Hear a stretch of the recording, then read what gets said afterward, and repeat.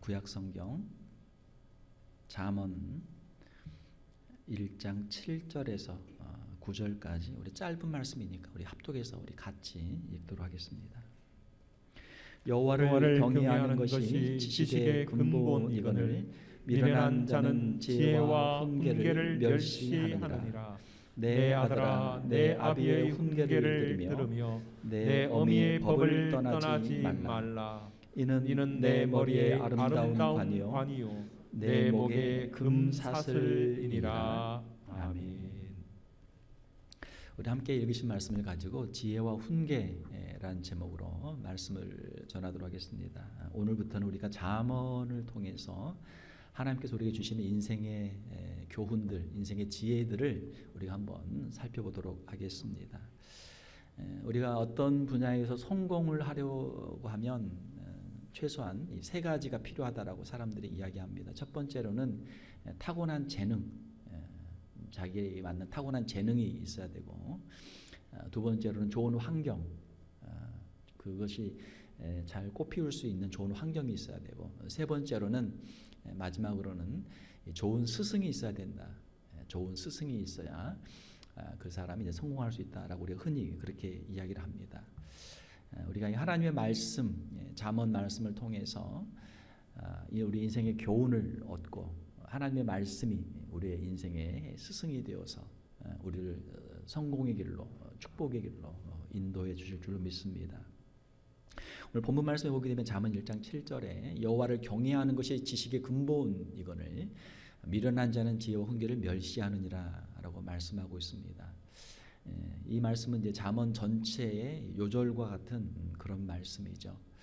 여호와를 경외한다라고 했는데 이 경외라고 하는 것은 영어로 그냥 fear, 두려움이라고 이렇게 번역을 했는데 이 경외는 이제 경건한 두려움이죠. 거룩한 두려움이라는 그런 뜻입니다.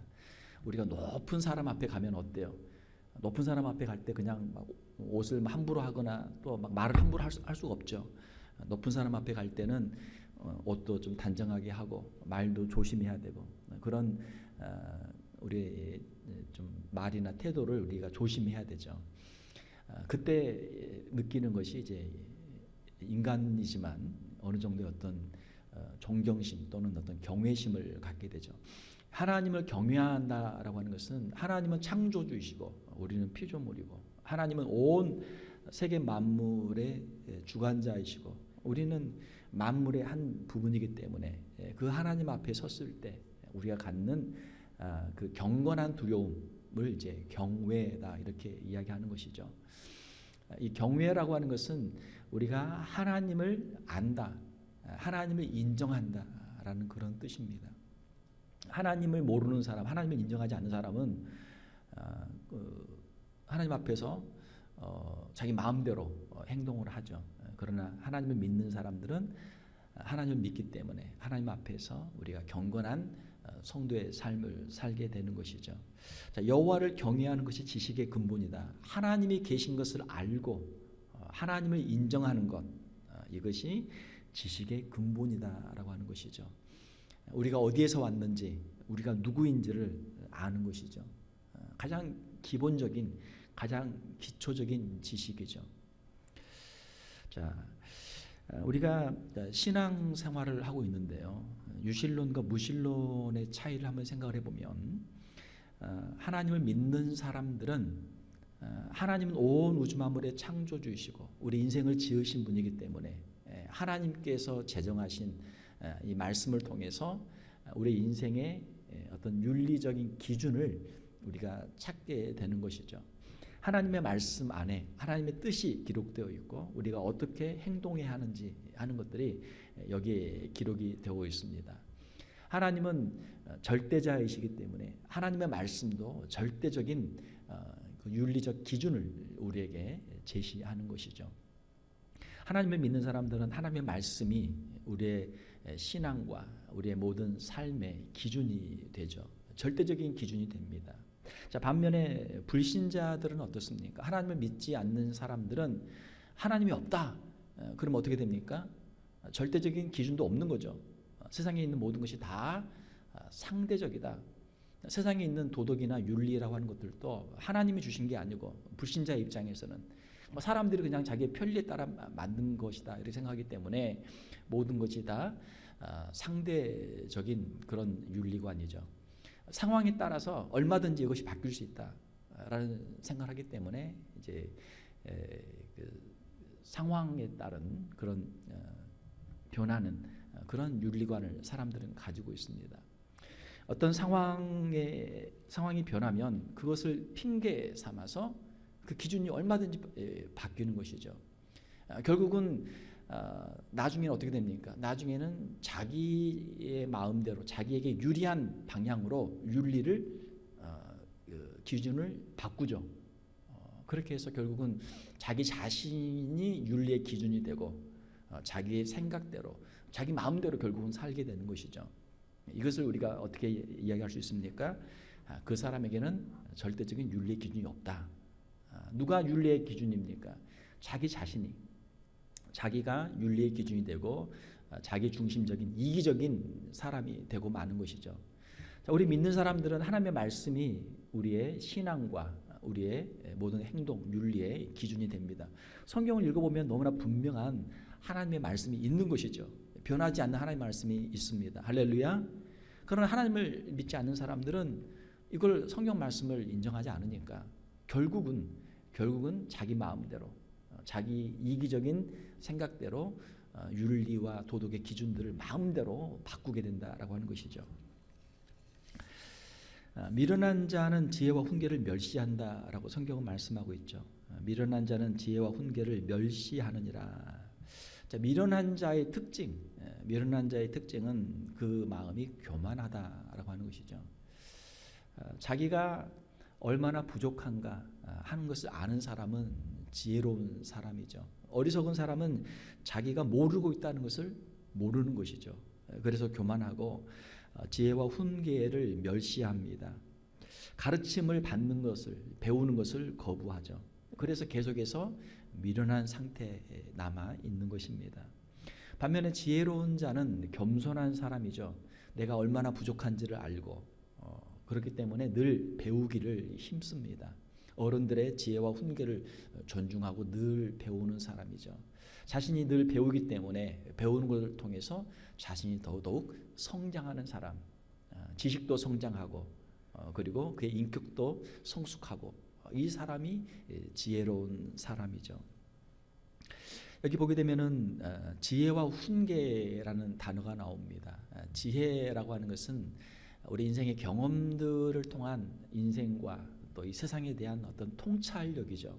단순한 지식의 문제가 아니라 세상을 이해하는, 인생을 이해하는 어떤 통찰력을 지혜다라고 이렇게 이야기하죠. 이 사람은 참 지혜가 있다. 일을 이해하고 그 일에 대처하는 어떤 태도를 보면서 참 지혜로운 사람이다라고 우리가 그렇게 이야기하죠. 훈계는 우리의 인생을 위해서 바른 길로 가도록 우리 인생의 더 나은 길로 우리를 인도하는 가르침들이죠. 그 훈계들을 통해서 우리가 어떻게 행할지를 우리가 배우게 되는 것이죠. 사람은 배움을 통해서 계속 성장하게 됩니다. 우리 인간과 동물의 차이점들이 많은데 동물과 우리 인간의 가장 큰 특징 중에 하나는 바로 이 교육이라고 하는 것입니다. 에듀케이션. 동물들도 나름대로 배우죠. 본능적인 것도 있고 자기의 제 부모 세대에게 배우는 것들이 있겠죠. 그러나 그건 극히 제한적이죠. 그러나 우리 인간이 배우는 이 교육이라고 하는 것은 과거의 역사 그리고 지금 세계에서 일어나는 수많은 일들에 대해서 그리고 앞으로 어떤 미래에 대한 계획들까지 우리가 이것들을 수없이 배우죠.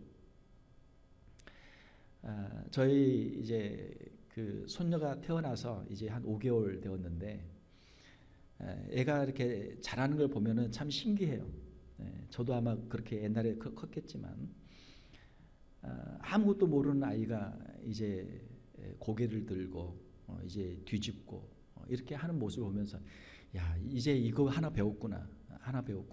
앞으로 이제 학교 가서 ABCD 영어도 배워야 되고 1 더하기 2도 배워야 되고 산수도 배워야 되고 앞으로 배울 게 얼마나 많습니까? 그렇죠? 초등학교, 중학교, 고등학교, 대학교 배울 게 얼마나 많아요.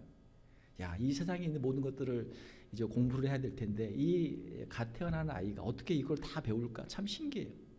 그러나 저와 여러분들도 아무것도 모르는 상태에서 태어나서 걸음 걷는 돌 대면서 걷기부터 시작해 가지고 이 모든 걸 다 배웠잖아요. 한글도 배우고 미국에 와서 영어도 배우고 자기의 일을 위해서 직업을 위해서 일도 배우고 세상을 우리가 이렇게 배웠잖아요. 우리가 사용하고 있는 이 수많은 문명 이기들 이것들도 누군가가 다 연구하고 연구해서 이것이 쌓여서 이렇게 엄청난 인간의 문명을 만들어낸 것이죠. 인간은 어릴 때부터 교육을 통해서 많은 것을 배웁니다. 많은 것을 배워. 역사를 통해서 과거 일들을 배우죠. 우리의 조상들, 우리의 선조들이 지나간 역사들을 통해서 이런 일이 있었구나. 사람은 이렇게 되면 이렇게 되는구나 라고 하는 역사를 우리가 배웁니다. 또 우리 학생들은 이제 뭐 고등학교 또는 대학에 가서 공부를 열심히 하면서 자신의 직업을 준비하죠. 그 분야의 전문가가 되죠. 일을 배우면서 전문가가 됩니다. 사람은 배운 만큼 아는 것이고 배운 만큼 그 일을 할 수 있는 것이죠. 쉬운 일은 우리가 아무나 할 수 있습니다. 학교를 안 가도 우리가 특별히 공부를 안 해도 쉬운 일은 누구나 다 할 수 있어요. 그러나 정말 어려운 일들, 중요한 일들은 우리가 전문가를 찾아가야죠. 전문가에게 가서 일을 부탁해야 그 사람이 해결할 수 있습니다. 그 사람은 전문가니까. 그렇죠. 우리 인생에서 가장 중요한 것 중에 하나는 바로 이 교육이라고 하는 것이죠. 계속해서 배우는 사람은 계속해서 성장한다. 어떤 사람이 지혜로운 사람입니까? 지혜로운 사람은 계속해서 배우는 사람이에요. 배움을 통해서 우리의 지식과 또 지혜도 더하게 되는 것이죠. 요즘은 새로운 것이 계속 나옵니다. 새로운 문명의 이기들이 계속 나와요. 그러니까 우리 나이 드신 어른들도 계속해서 배워야 되죠. 이제는 평생 교육 시대입니다. 시대에 뒤처지지 않기 위해서 새로 나오는 어떤 물건들을 사용하기 위해서라도 계속해서 배워야 돼요. 나이 드신 어른들 가운데도 요즘에 나오는 물건들을 이렇게 습득을 잘해가지고 잘 사용하시는 분들이 계시고 아예 그냥 담을 쌓고 계시는 분들도 계시죠. 계속해서 배워야 돼요. 배우는 게 쉽지는 않죠. 그러나 배우면 배운 만큼 우리에게 유익이 있는 것이죠.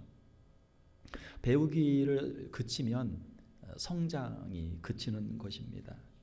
자, 오늘 본문의 말씀을 보게 되면은 잠언 1장 8절 9절을 보게 되면 내 아들아 내 아비의 훈계를 들으며 내 어미의 법을 떠나지 말라. 이는 내 머리 아름다운 관이요 내 목에 금사슬이니라 라고 말씀하고 있습니다.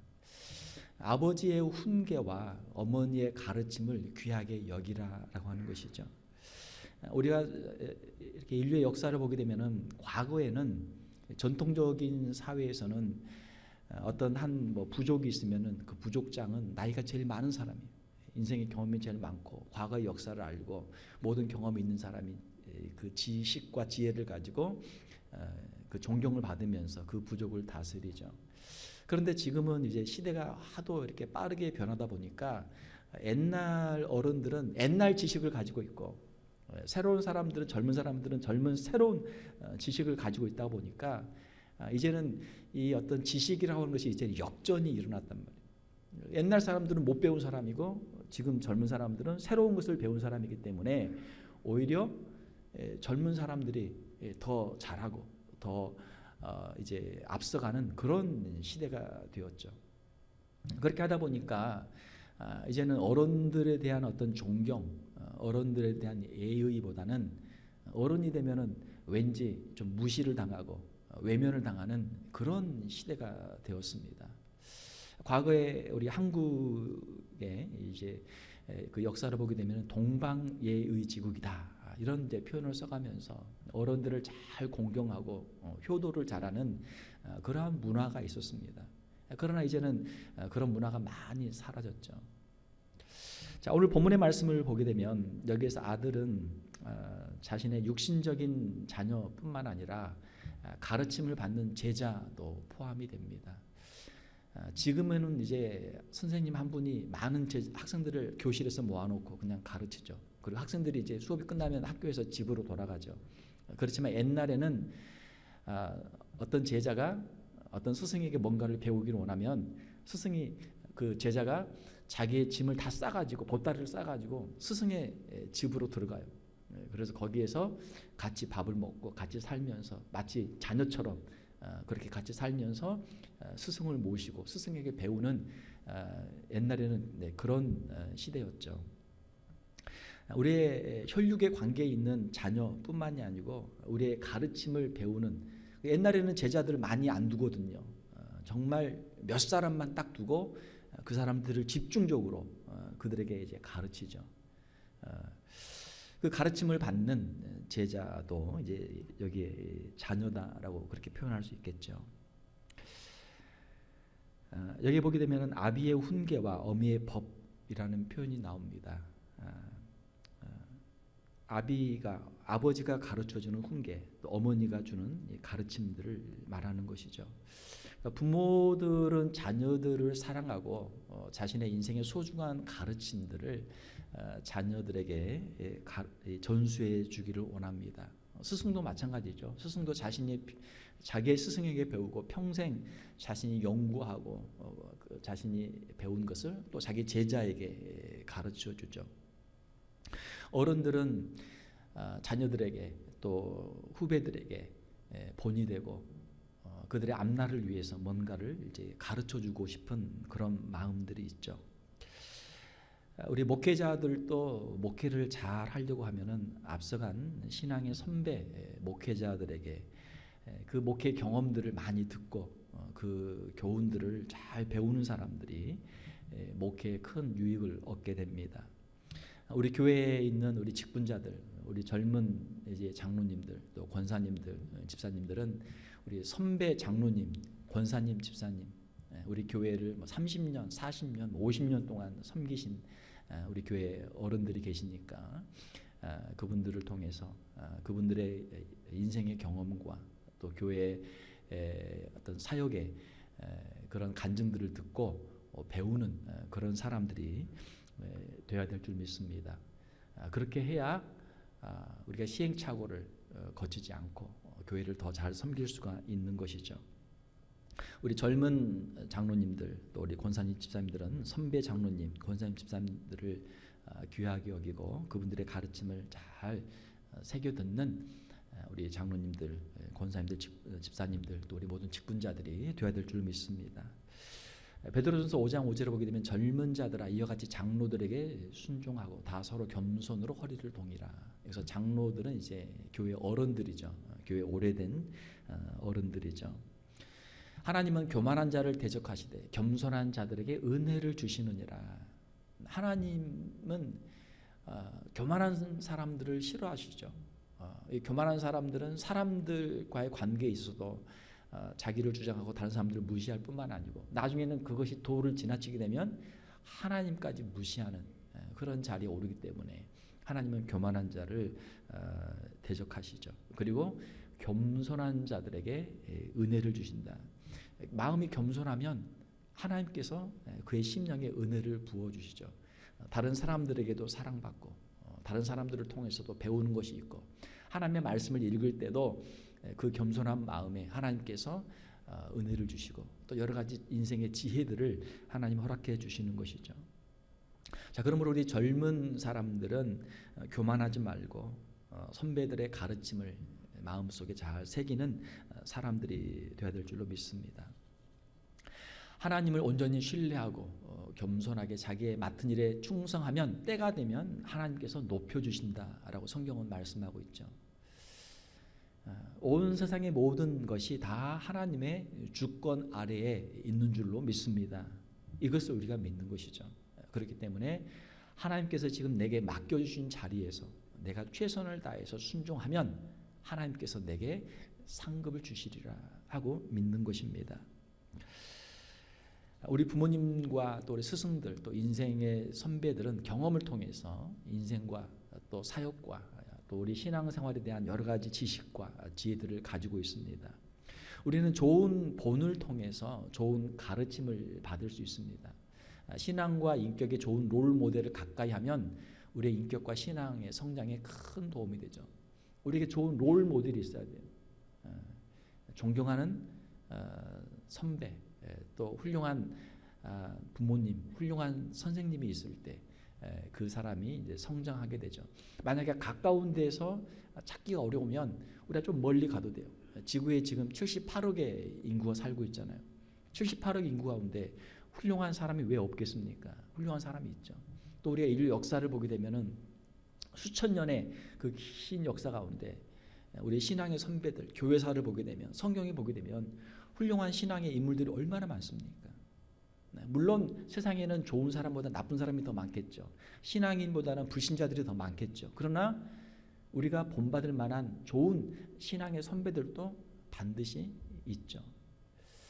사랑하는 성도 여러분, 우리의 인생과 우리의 신앙에 있어서 좋은 롤 모델들을 삼고 그분들에게 배우는 우리 성도들이 되시기를 주님의 이름으로 축원합니다. 또한 우리의 인생의 이 배움이라고 하는 것은 꼭 인생의 성공의 경험들을 통해서만 배우는 것이 아니고 실패한 경험들을 통해서도 배울 수가 있는 것이죠. 과거에 어른들이 하시는 말씀 보게 되면 타산지석이다. 다른 사람의 실수를 통해서도 우리가 배움을 얻을 수 있다라고 하는 것이죠.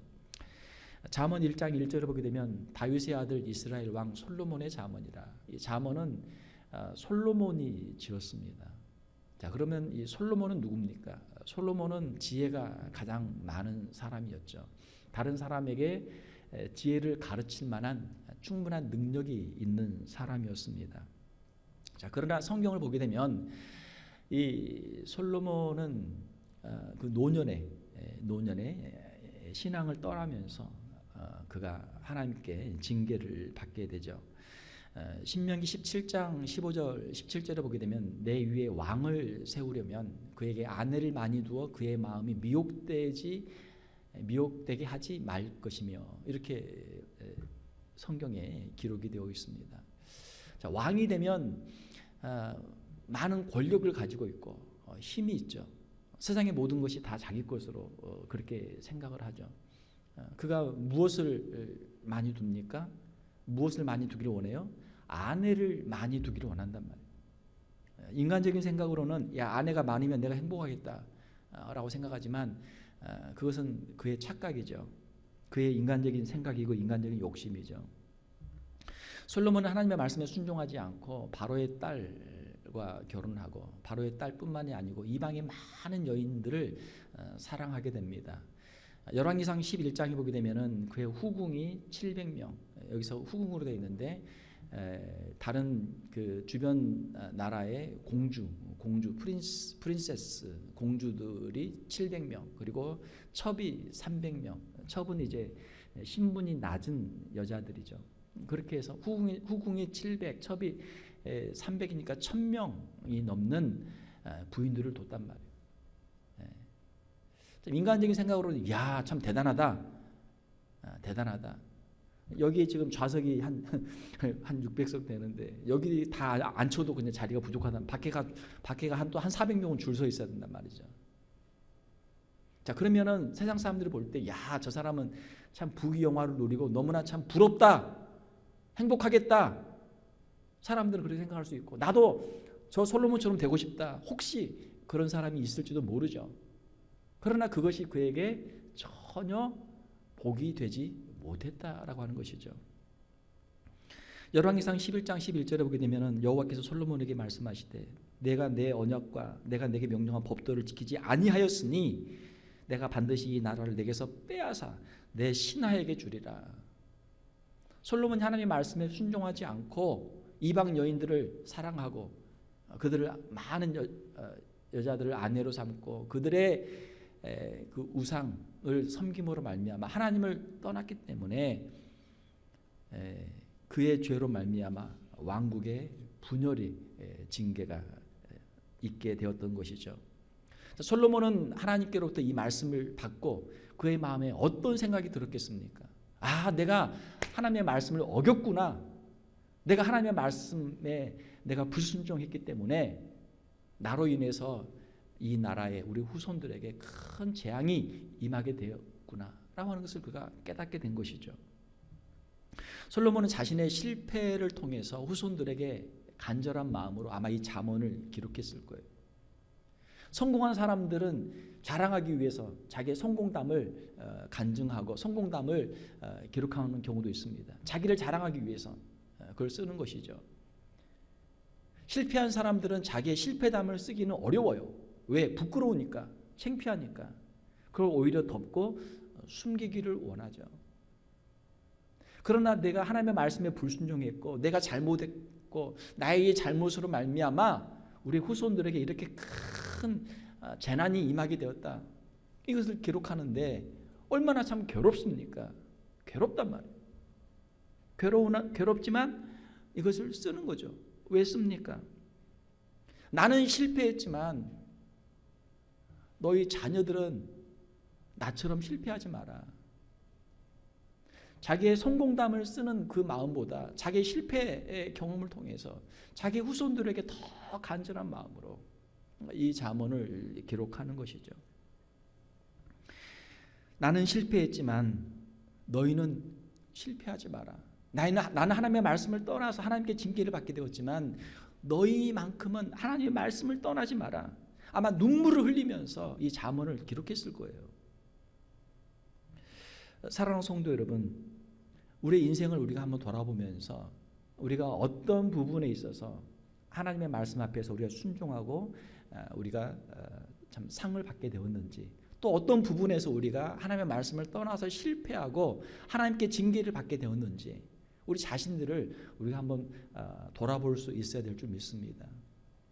우리가 사랑하는 자녀들에게 마치 유언처럼 뭔가 남길 수 있다면 여러분 한번 생각을 해보세요. 우리 인생을 살면서 내가 이렇게 해보니까 정말 이건 참 좋더라. 너희들 이거 꼭 해라. 부모가 사랑하는 자녀들에게 마지막으로 남기는 그런 그 교훈들, 이거는 절대 하지 마라. 이건 내가 잘못해가지고 이건 내가 크게 실패했는데 너희들만큼은 제발 이 길로 오지 마라. 이걸 하지 마라. 자녀들에게 교훈을 줄 수 있는 것이죠. 부모의 훈계와 이 가르침은 머리에 아름다운 관이요 목에 금사슬이라고 말씀하고 있습니다. 그래서 관은 이제 머리에 쓰는 그 꽃으로 만든 화관을 뜻하는 것입니다. 그리고 금사슬은 이제 목에 거는 목걸이죠. 이 머리에 쓰는 이제 관이나 목의 이 목걸이는 아주 귀한 것이죠. 영광스러운 것들이죠. 부모님과 스승들의 그 귀한 가르침, 그러니까 평생에 있어서 평생의 인생의 경험들에 있어서 엑기스로 딱 모아가지고 자녀들에게 주는, 이것은 정말 한 사람의 그 평생의 인생의 경험들을 통해서 얻은 소중한 지혜니까 얼마나 귀한 것입니까?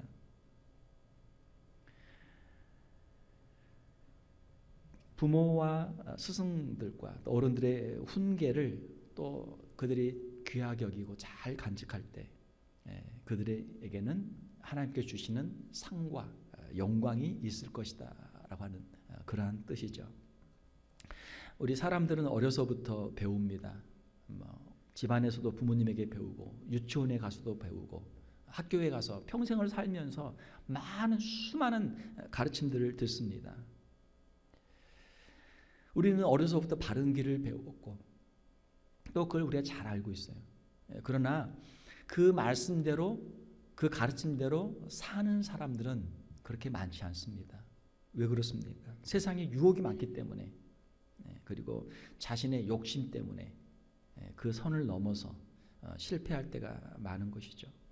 그러나 하나님의 말씀을 귀하게 여기고 가까이 하고 부모님과 스승들과 또 어른들, 선배들의 가르침을 귀하게 여기면, 순종하면 존귀함을 얻게 되는 것이죠.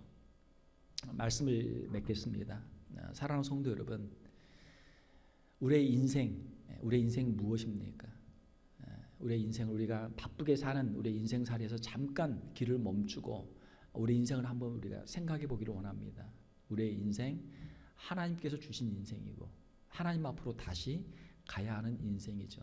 하나님이 우리에게 주신 하나님의 이 말씀 교훈대로 우리가 살게 되면 하나님이 주시는 복을 누리게 됩니다. 우리 앞서간 수많은 믿음의 사람들이 겪었던 그들의 경험들을 통해서 우리에게 주신 성경의 말씀들을 통해서 그들의 교훈을 따라서 그 길을 걷게 되면 하나님께서 우리에게 반드시 상급을 주실 줄 믿습니다. 우리 자신을 위해서 또 우리의 후손들을 위해서 우리가 믿음의 경건한 길을 걷기를 원합니다. 지금까지 우리의 지나왔던 인생들은 뒤로 하고 우리의 남아있는 인생 하나님 앞에서 경건한 성도의 삶을 살고 하나님이 주시는 복을 누리고 또 우리의 자손들에게 후손들에게 경건한 가르침을 남겨줄 수 있는 저와 여러분들이 다 되시기를 주님의 이름으로 축원합니다.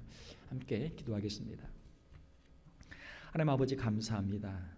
우리에게 말씀을 주시고 우리의 인생의 갈 길을 가르쳐 주심을 감사를 드립니다.